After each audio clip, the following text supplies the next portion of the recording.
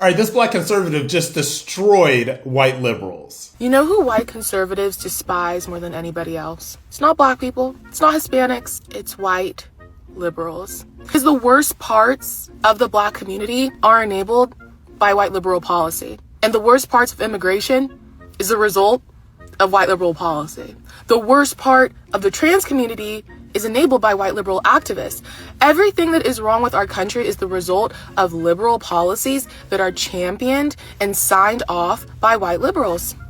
They destroy everything under the guise of compassion and equality, but in reality, they enable people to remain inferior and infantilize the black community with taxpayer dollars and incentivize illegal immigrants not only to stay, but to keep them comfortable.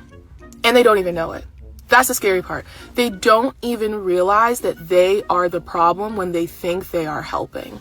Look, that's Brianna Riddick. She goes by Black Card Decline on social media. Love that girl. She's absolutely right about white liberals. Now, there's a lot of people that will talk to you about, what's going on in the black community and all that stuff. And when you really look back at it, all of the things that are the issues within the black community right now, all of the stuff that we talk about, that I talk about, the ghetto behavior, the hood rat behavior, the baby mama culture, all of that stuff, this stuff is the problem in the fault of the white liberals who have pushed that agenda in that community for decades and decades and decades. So yeah, I think that she's absolutely right when she says that white conservatives despise white liberals, because it's like they are literally a part of the problem.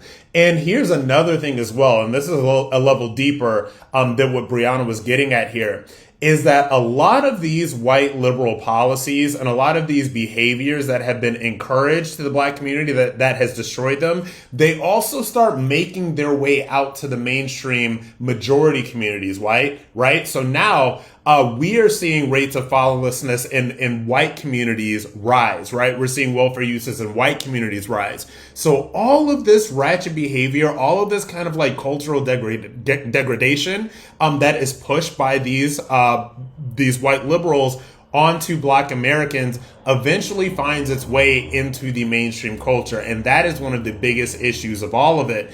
And then when you look back to the fact that white liberals have basically destroyed the black community, and so now what they want to do is they brought all these illegals into this country, all right, and they are literally trying to train them to get used to a welfare state.